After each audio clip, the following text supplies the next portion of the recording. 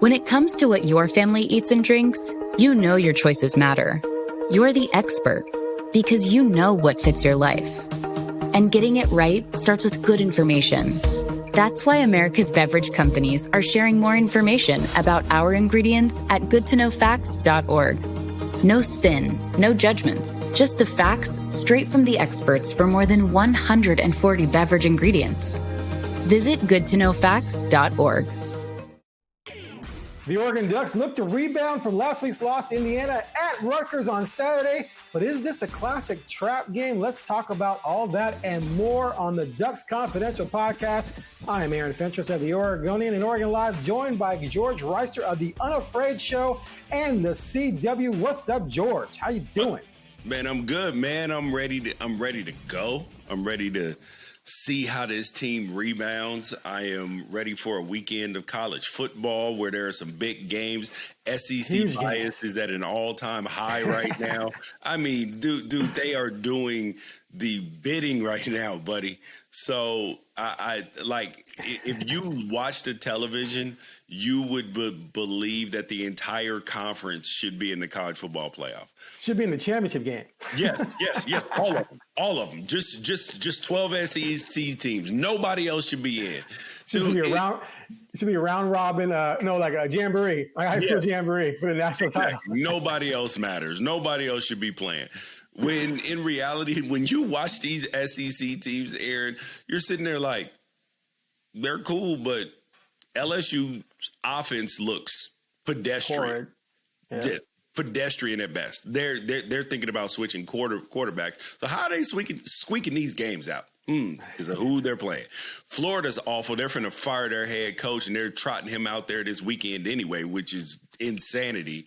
Oklahoma, John Mateer was awful versus a Texas team who's looked awful all year. So, but now all of a sudden, Texas is good again, apparently. Or maybe Oklahoma put out a quarterback that shouldn't have been out there in the game anyway, and he threw three picks. You got Georgia. They've already lost to Alabama, who lost to 3-3 Florida State. So, I mean, damn. I mean, if we gonna knock Oregon's Penn State win, but I guarantee nobody's gonna fault Alabama for that Florida State loss. They'll be like, oh yeah, but they went in and they ran through the SEC schedule. Come on, man. Well, yeah, I mean that's actually kind of legit. But anyway. No, I don't think you should only be judged by your losses. But the thing is, the SEC only gets judged against itself. They don't care what happens in the non-conference games. Forget the fact that Texas lost to Ohio State. But now all of a sudden, Texas great again because they beat Oklahoma. And you're like, come on, man. And then they'll be like, well, Oklahoma beat Michigan. Yes, they did. They squeaked by Michigan, and they have not scored more than 2 offensive touchdowns in any SEC game since they've been in the conference for a year and a half, since 2024. And then USC just beat Michigan down. But, hey, we still got questions about USC. You know, it drives college football, to be honest. The craziness of it all and people talking. When we have games coming up, they're going to decide all this stuff for us is what drives it. So I kind of tune it out. I appreciate, though, your enthusiasm for it because I can't get there. But that's why I'm happy that we're going to 9 conference games. Well, the SEC is going to 9 conference games because all of this 8 conference games, everybody ends up, 6-2, and they're like, see, look. I mean, they're all great. Anybody can beat anybody. But when in the last year of the Pac-12, when anybody was beating anybody and Washington's beating Oregon, but then nobody else can beat Oregon. Now all of a sudden, we don't know if Oregon's a top four team. But let that had been Alabama and Georgia, that'd be like they both need to be in the playoff. Am I lying, Aaron? You're 100% correct. All right, let me get to the ad read real quick. Today's episode of the Ducks Confidential Podcast is brought to you by Travel Lane County, an organization that promotes travel and tourism in the Eugene, Cascades, and Coast region. Ducks fans can find out more at www.eugenecascadescoast.org. Okay, before we move ahead, I got my first big pull of the year so far. Card World. George Wrighster, 19. What is this? I can't tell you. 2007 tops. Look at that. Hey. Yeah. Look at it. I'm going to set it right here. So if you get out of line, I can flick it or something. I don't know. I'm trying to put some voodoo dust on it. I got some George Wrighster rookie cards on the way, too. I have some Newman cards. I got some Joey cards. I got some Ken cards. I decided I better have some George cards as well. All right. Before we dive into this matchup with Rutgers. I appreciate that. You like that? Don't let anybody tell you that you're a bad dude. You got my back now? For right now. A little. I got your way back. You got your way back.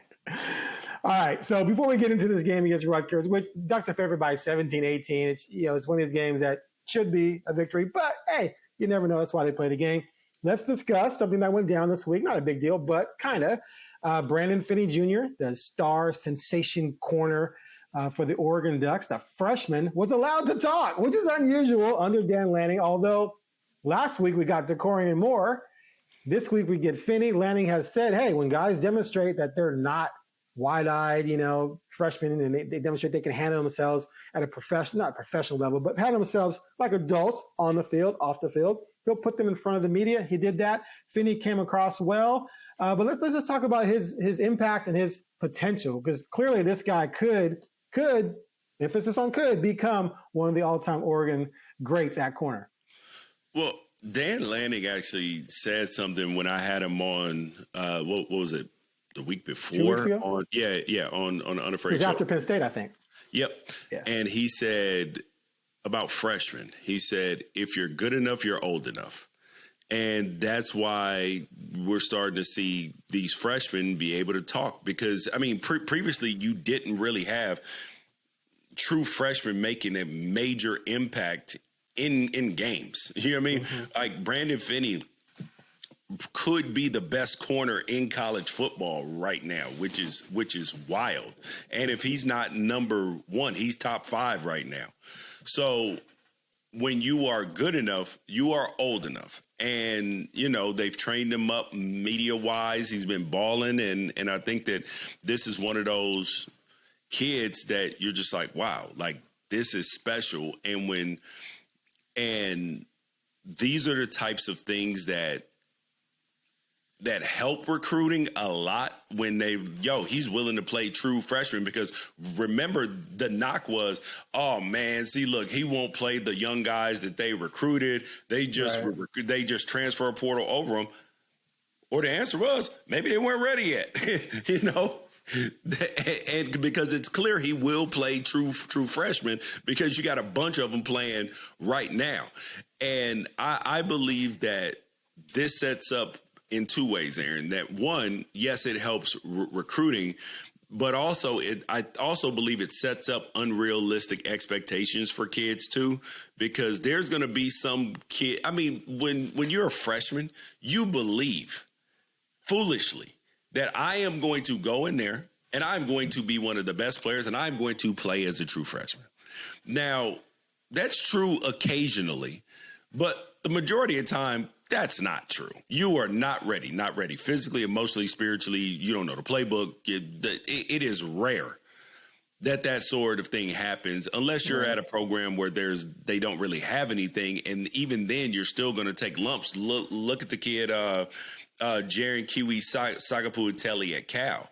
He is came out like gangbusters, and all of a sudden, skirt! Like, slow down, buddy. Let's get back to reality. You are still a true freshman. I'll never forget, I think it was 2012 recruiting class. So this is coming off the Rose Bowl and national championship game appearance. And Oregon had on that Rose Bowl team, Terrence Mitchell, Troy Hill, and Ifo Ekpre-Alamu at corner. And they were all 3 were freshmen. And they balled out, right? So you had 3 really good corners who all played in the NFL. Well, I mean, Ifo got hurt, but he did play a little bit in the NFL. And so there was this corner. I was reaching out to all the kids who signed and doing like little mini profiles on them. And I talked to a corner. And I said, hey, what have they sort of told you about your trajectory? You figure the red shirt next year or whatever. He said, no, I'm coming in and play right away. They told me I'm going to come in and play. He's a 3-star too.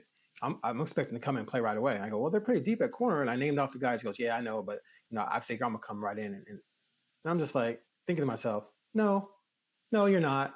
You're going to red shirt. And he did end up redshirting, and then he played a little bit, ended up transferring. But the point was is that, to your point, like they all think, and also coaches blow them up when they're recruiting them, right? Tell them how great they are. You're so great. We want you. I know so that great. Dan does not do, from my understanding, that Dan, that he's more realistic. Yeah. He tells them essentially, like, you can start as a freshman. However, here are the things that you need to do to start as a freshman. So he tells them what they need to do to be able to start as a freshman. So he neither encourages them nor discourages them. It's just like, here are the things that you need to do. If you do them, you'll start. If you don't, then we'll develop you. Yeah, starting as a freshman should be something that's viewed as exceptional and special at a big-time program. But the thing about it is that if a freshman comes in and starts, a lot of the times, I'm not saying necessarily Oregon, it means that there was some failure in recruiting and development at that position. Yeah. Because you recruited at that position in each class. Yes. Yeah. I would say that that's the general rule. But then sometimes you have, like, if you have Jeremiah Smith come in at Ohio State, that doesn't mean that your recruiting failed. Or or like Penny, like when you got one of the best corners in the entire country, that doesn't mean your recruiting failed. It just means that you got a phenomenon. So that but for the majority of time, you are right that it means that you're not where you need to be at the position if a true freshman is your best option. Right, 100%. For the majority of the time. Right, yeah. All right, moving along real quick, let's talk about the James Franklin firing at Penn State. I've seen some of your tweets about it. A lot of people outside of Penn State seem to think it was kind of weird. But it seems like this is – okay, so let's go back. Everyone who followed me knows that I felt like the 2016 team at Oregon, that staff, 2 years after going to the national championship game and the staff with 4 conference titles, deserved a chance to turn things around, right? Clearly that didn't happen. Now we're seeing a guy who 7 games ago, George, was 3 points away from going to the national championship game, who 4 games ago was ranked 2 or 3 in the country. And now, boom, he's fired with a $48 million buyout. Now, according to reports, he has to look for another job, which will offset some of that. But still, is this a sign that we've reached an era? Hold on. Hold on. Just real quick. Is this a sign we've reached an era where even more so because of the transfer portal, because you can go buy players, because that programs like that, there's no margin for error anymore. You have to be elite or you're out? I would say no, right? And the only reason, but I think that both things are true at the same time. That with Penn State, and we talked about this the other day, I felt like they put that they were living in the old college football brain, that they put everything, all their hopes and dreams, and showing that they were ready on that Oregon game. Right. And when it didn't happen, they literally died inside. You know what I mean? Like it was like somebody stole their the light went out.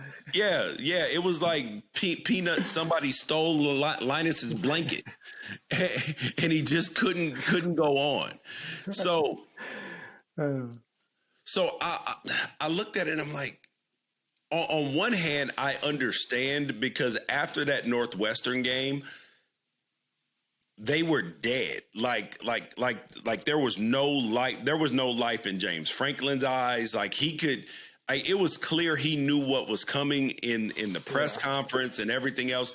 But I think had the school supported him, they would have all the hope would not have cratered. And I do believe that we live in an era where people they're still living in the old college football brain that 11-1 is not good. 10-2 is not good. When in reality, someone called Franklin average the other day. I'm like, how is what's he 120 and 60 for his 41st career? That's not average. There's nothing about him that he is clear. See, he's in one of those spots, and honestly, Aaron, it makes it very difficult for people, because as fans, they hate the thing that they hate the most is the purgatory stage. They hate being really good but not elite. Right. like they can deal with being a bottom dweller, and like you can deal with being Vanderbilt, right? But then let Vanderbilt have, or even Indiana, where where like you are used to being in the toilet bowl, and then all of a sudden you start to have some success. 5-10 years of that, and now all of a sudden you're like, we need to get to the next level. Like you don't even appreciate what has happened. And I have said it many times on here, Aaron, this year. How many times have I said, y'all, we need to enjoy the moment, enjoy where you are now, enjoy where your feet are, enjoy the program's success, because we are moving much more toward an NFL model in college football where the team that wins the championship might have 3 losses. Because it's about how you play when you get into the tournament, that you cannot put all your hopes and dreams into one game anymore. They wanted to fire Ryan Day, and people are still talking about, oh well, if he loses to Michigan this year, so freaking what? I know it'll hurt your feelings, but guess what? It is. Everything will be okay. The sun will come up. You won a national championship a year ago. Be happy, and you're going to get back into the tournament. If you lose in the tournament, you are still in the right way. So so you can be passionate, but not be, but still recalibrate your mind, because the old days are not what college football is anymore. Right. No, 100% agree. All right, let's move on to this game. Ducks coming off a 30-20 loss to Indiana at home. Offense did not look so good. As a matter of fact, over its last 8 quarters, 3 offensive touchdowns scored by Oregon, and 1 came on a busted coverage against Indiana. So you need to fix some things there. It seems like Rutgers is a good get-right opponent. My 3 words going into this game: run the ball. Look, I get Rutgers' pass defense isn't good. This could be a great day for Dante Moore, but Dan Lanning has admitted they ran the ball well in the first half against Indiana, but got away from it in the second half. I think they need to reestablish that to take some pressure off Dante. He can still have a nice game, but commit yourself to running that football and start this weekend. What do you think? What's your 3 words? Start fast, dominate. Okay. That's what I want to see. If this is a 13-10, I've told everybody, and I don't want to be alarmist, but if they start, if it's 13-10 at halftime, Ducks up, Ducks down, it don't even matter. If it's 13-10 to halftime and Dante's healthy, and and you haven't had some catastrophes happen, right? I will be looking at this team like, oh, we're gonna have dog fights the rest of the way. You might get out of this 10-2, maybe get out of this 10-2 if you start slow in the first half. And I know that feels like an overreaction, but it's not. It's not at all. No, it means that if you can't, and Rutgers, it's not like Rutgers is a slappy. They're not just gonna just lay down. And they're at home. You are 3 time zones away. I need to see how this team's going to rebound and react, because this is one of those times where, like, you got to stand up and be like, oh, yeah. We lost to a good team, but we still that man. And this is where you have to exert who you are. And I know that we just saw Washington struggle in the first half and then still win by 19 points. But when I was watching that game, I'm sitting there like, Oregon can be beat. And this Oregon goes, or Washington? Oh yeah, Washington. Yeah. And this goes to the benefit of the doubt with the college football playoff. Because remember, I said Oregon is one of those teams that is going to have that benefit of the doubt around them. That's why they only fell to number 8. But if they were an SEC team, they'd still been like 6. But anyways, but they still have the benefit of the doubt surrounding them. And if you want to keep that, so you can get in at 10-2, if that so happens to shake out 11-1, you don't even have to worry. Like you could be a top 4 seed at 11-1, but at 10-2, you're then gonna have to have some people say, oh man, we got to give them the benefit of the doubt. And so when you play these games, you got to knock their doors off. from the beginning, because people are going to be peaking in the beginning, and then they're going to be okay, this game is well in hand. Okay, so by knocking their doors off, are we talking about better than the Northwestern game, which I think was 34-14? Are you looking for a bigger score than that, or are you something like that reasonable? But something like that seems reasonable with this Oregon team. No, I'm saying you need more points than that. You need more points. More points than 34. Like, you got to get to the 40s and 50s. Oh, that's not happening. What? I'm just telling you that this is a game that you need to get to the 40s, mid 40s on. Like, mid 40s. Yes, this got to be at least a 6 touchdown game. Not win by 6 touchdowns, but you got to at least score 6 touchdowns. Okay, so Rutgers is better than Oregon State, better than Oklahoma State, better than Montana State. Those are the only 3 teams that Oregon has done that against. I would say Rutgers is probably right there with Northwestern, which was a 34-14 game. I can't even look at that as being a game where Oregon didn't play well when the offense couldn't really score at Penn State and couldn't score this past week. I don't think right now the Ducks have that type of offensive firepower, proven, I should say, to go into Rutgers and score 40+. That said, they have given up 30+ to their last 3 opponents, but I don't buy Oregon scoring 40 in this game. I truly don't. Okay. Sell me. I'm going to sell you on the fact that they need to. I'm not going to sell you on the fact that it's going to happen. I'm saying that if this offense has rebounded and figured things out, then yes, then that's what you're going to see.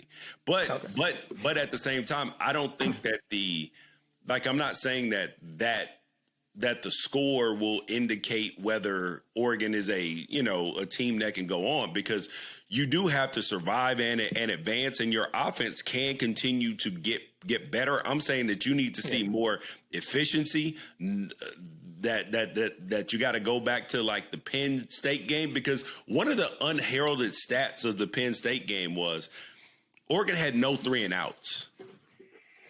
That was that is a mark of a good offense when you don't have 3 and outs. Like, even if you don't score, if you're multiple first downs on drives, those are good, because those are signs that you can put things together as the season continues to evolve, because you don't have to be the best version of yourself now. You got to be the best version of yourself as you get to the end of the season. You just want to see progress, not perfection right now. Gotcha.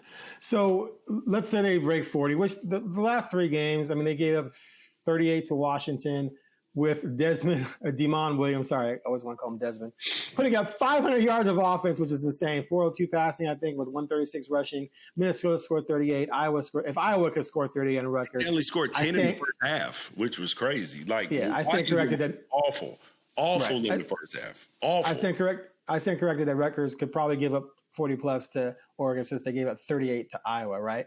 But how do you want to see that come about, though? Like, do you want to see Dante have a big game, especially coming off the down performance against Indiana, or do you even care either way? To me, I feel like Dante needs to have a big game. Like, he needs to break out of what happened last week and show off 300 yards, 3 touchdowns would be nice. Correct. I want to see 20 completions. Okay. And some shots downfield. I want to see just like ding, ding, ding, ding, where you're like, okay, buddy, okay, because because that will signal that his confidence is back. Also, let me make this clear too. You know how I feel about the running game situation. It's solid, but you don't have a number 1 back. I don't think they're going to have a clear number 1 back this season. That's fine, whatever. Dante is going to have to be special for this team to make the playoffs and make any noise in the playoffs. No. I believe that they have a number 1 back, and I believe in this game you're going to see one back carry the ball much more than everybody else, and have over 100 yards. Okay. Regardless, Dante's going to have to be special for this team to go anywhere. Do you agree with that? No. He has to be special. I think he has to be really good. I don't think he has to like carry the team on his back. No. Okay, by special I don't mean 350 a game. I'm talking. I mean, look, the teams that have made a run that had quarterbacks play at an elite level. Just even last year, Dylan was a Heisman candidate. Bo Nix was a Heisman Trophy candidate. They were one game away from the playoffs. Marcus, Herbert. I'm talking about that level. You need to be a guy who, when stuff falls apart, they can go to you and say, make some plays. Okay. Yeah. I was just talking about on a game in and game out basis. I don't think that they need that out of him. I think that when you get that out of him versus USC, I think they're going to need that out of him versus Washington probably. And then when you get in the playoffs, you're going to have at least, when you get into the playoffs, you have to have at least one game where your quarterback is a superhero. So, and I believe that he can do it. Now, yeah. So that's what I was saying. In order to get over those hurdles, he has to be special. They're not going to make the playoffs, and if they get in the playoffs, he's going to have to. I didn't understand what you were saying. I thought you were saying that he's going to have to be special on a game in and game out. Oh yeah, no, not every game, not every game. But the fact of the matter is, he's only really been special in a big game once in his career, so he needs to do it more often to make that kind of a norm. Or you just got to be able to flip that switch in the playoffs. Well, he only had two big games in his career. I mean, if we're really being honest. Well. Those were the biggest games he's ever played. But I mean, even against Power 4 competition in the Pac-12 as a freshman, whether we call it how big, I'm talking about against that type of competition. That's what I'm saying. Yeah. Anyway, all right. So let's assume Ducks get, high 30s at least. You're looking for 40s. Any concern with the defense at all in this game? Because Rutgers clearly not a great team offensively. Let's go to quarterback. Okay, I got some stats for you. So Ethan I got some stats for you here. So 1,800 yards passing, about 11 touchdowns, 3 picks. However, 7 touchdowns, 0 picks in the non-conference games against Ohio, Miami, Ohio, and Norfolk State. So he hasn't played as well, of course, against Iowa, Minnesota, and Washington, all lost. Yeah. However, against Washington, 386 through the air, 2 touchdowns. So, and he's a redshirt freshman, so he's developing as well. So I feel like he's actually going to have a solid game in this game to make it at least relatively close. They have a good running game as well, led by Antoine Raymond. He's got 3 really good receivers catching from between 395 yards to 500 plus, so it's balanced. He's spreading it around. Do you think this offense can surpass 20 to make this thing close? No. Okay, moving on. And the reason why is because I watched their game versus Washington, and I watched their game versus Iowa. Their quarterback, Kaliak Manis, who threw for 330 yards versus Iowa as well, like they're going to try to – they hit you with a lot of bubble screens. They hit you with a lot of different things. You know what I mean? But I believe that he'll throw for probably – because they're going to be down. He'll be chucking the ball around still. But he makes mistakes. Like if you put pressure on him, he will. In the Washington game, he ran out of bounds a couple of times without throwing the ball away. The thing I got mad at Dante for this last week, there were things in the Washington game where you were like, oh my God, kid, please don't. No, absolutely not. And I do. No. He's a senior. He's a senior. He's not a freshman. Yeah. Oh, he is? Yeah. My fault. I was watching highlights there. He's calling him a redshirt freshman. No. He's for sure. My bad. Scratch that. Yeah, he's been there a minute. And he's a senior. You're right. My bad. And so I do not believe that because he was at Minnesota first. I don't believe that a Tiger changes his stripes. This is going to, and what I just saw in their last game, the Ducks should come away with multiple interceptions in this game. Multiple. He's only thrown 3 all season. This should be a 2-pick game. 2-pick game. All right. I feel very strongly that they will get 20 points, but we'll see. All right. Let's. Anything else about this game? I mean, we kind of agree they're going to. And remember, he's thrown an interception in each of the last 3 games. Right. Those are his only 3 picks of the season. And when he gets to. And Washington dropped 2 picks. Okay. So once he gets having to throw the ball over 30 times, the ball's going in danger.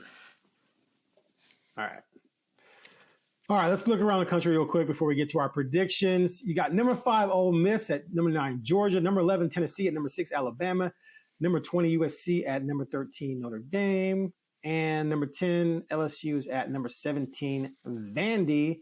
Is there anything else going on in the Big Ten other than USC? Is there a Big Ten game? I don't think there really is there? I think that there are some teams that can. I mean, there are some teams across the country that are going to have some games. I think that. Washington, Michigan. Sorry. Yep.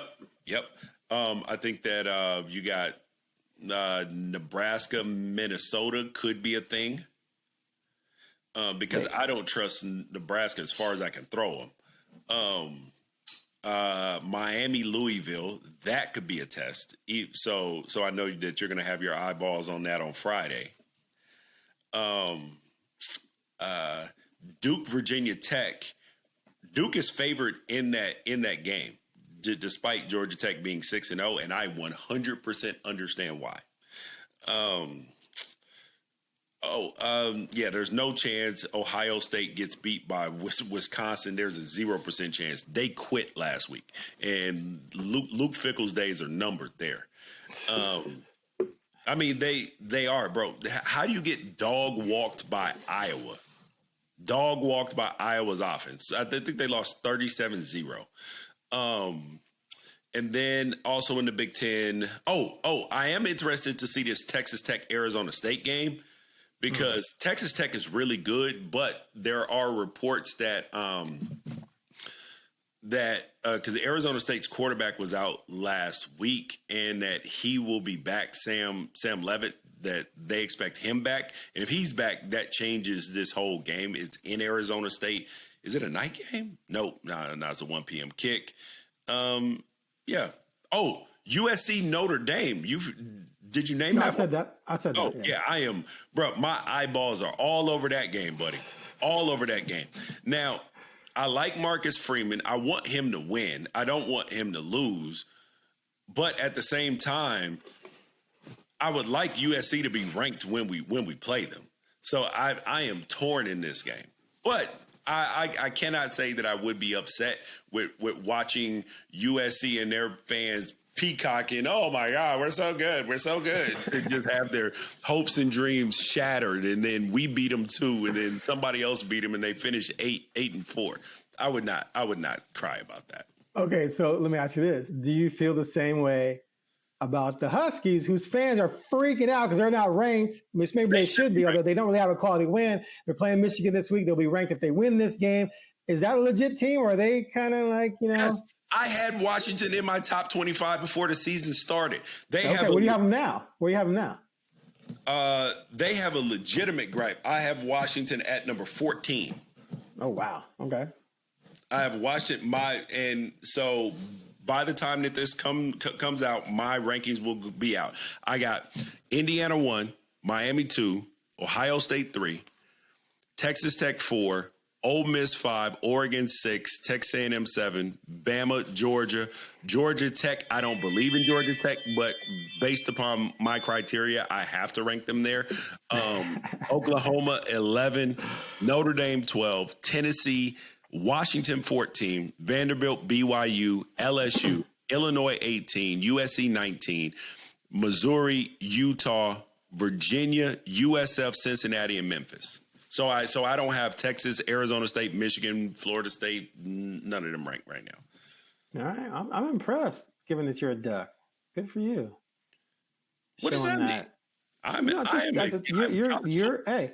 The nation has Huskies unranked. You're a former Duck. You have them 14th. I can appreciate that. Give me credit. Football's honesty broker, man. I have to tell the truth. And Oregon fans, when I went up there and interviewed Jed Fish, some of them were like, "How could you do that?" I was like, "Bro, this. I cover college football. Yes, I love the Ducks. Everybody knows I love the Ducks." But let's not I'm not just gonna be like, oh man, this team is cheeks. We don't even acknowledge them when they should be. Like, I tell the truth about them. Like, and I like Jeff Fish. I like their staff. But I hate Washington. All those things are fair. All right, let's get to our predictions. My instant threat level is 2.5. I'm gonna drop it to a 2. I think I was, a little negative coming out of that Indiana game. My early prediction was 33-20. I'm going to bump it up a tad to 37-20. I don't think it's going to be a complete rout. I think it's going to be interesting for a little bit. Ducks pull away. You got to keep them under 20 points. You have to keep them under 20 points. No. I'm not saying your prediction, but I do feel, Aaron, I do feel good about this defense. Like I do. Right. So I'm going to give them, I'm going to give Rutgers, because I'm feeling a little negative right now, I'm going to give them 17 points. I'm going to give them 17. I'm going to take my prediction from last week and bump it up by 3 points. I'm going to go 41-17. Oh, we're close then. Not far off at all. Yeah. I just think it's going to be, okay, in games like this, I tend to add on an extra touchdown for that garbage touchdown. Yeah. So I really don't think that, through the heart of the game, they're going to score 20 necessarily. I think they might get a touchdown late, so like Northwestern got 2 late. But I think we're pretty close on that. Dan will not be happy about that, buddy. I think that they have like, put the youngsters out there. Just as a team, that they're not going to be happy if they give that up. Yeah, but that's you got to give playing time to the youngsters. They're not going to be perfect. Hey, man. You can't expect the youngsters to pitch a shutout. But at the same time though too, the youngsters are like, it's not going to be the same amount of young people playing simply because you're on the road. So you can't even take the whole team on the road. So you're not going to have as many young guys playing and then some of them have already used up their 4 games too. So you're not going to have as many. Like, you're going to have players who. You're still going to be 3 deep, though. Kind of. Like 3 deep is like 66. 2.5. No, like 2.5. Okay. I mean, 75? They can travel 75, right? Ooh. They travel 75? Oh, 74. They did up it. They did up it. So yeah, you're close to 3 deep. Okay. All right. Anything else? No, bro. I'm excited. I'm ready to go, and I'm ready to see. Ready to rebound, man, because when you lose, I'm just happy that we didn't have a bye week after, because losing and then having a bye week sucks. Sit around, yeah, 100%. Yep. So they got Rutgers, Wisconsin, by Iowa. Then you got Iowa, I think USC, Minnesota Huskies, I think, something like that. Whew. I can't wait for Iowa. That's going to be fun. No. Iowa, Minnesota, Washington. I think Washington's last. Oh, Iowa. Yeah. But I think Iowa, you're right. Yeah, aren't the USC and Washington? USC's after Iowa. Oh God, look at that.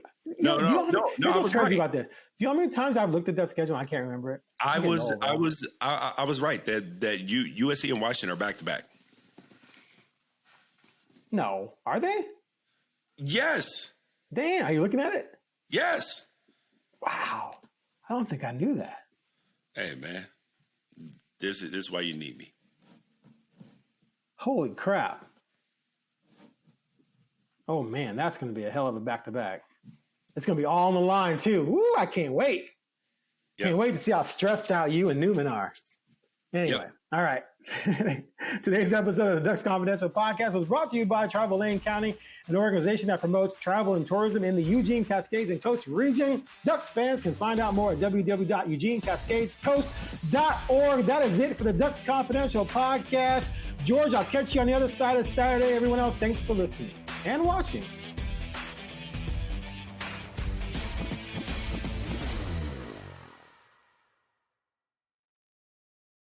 This episode is brought to you by LifeLock. It's Cybersecurity Awareness Month, and LifeLock has tips to protect your identity. Use strong passwords, set up multi-factor authentication, report phishing, and update the software on your devices. And for comprehensive identity protection, let LifeLock alert you to suspicious uses of your personal information. LifeLock also fixes identity theft, guaranteed or your money back. Stay smart, safe, and protected with a 30-day free trial at LifeLock.com/podcast. Terms apply.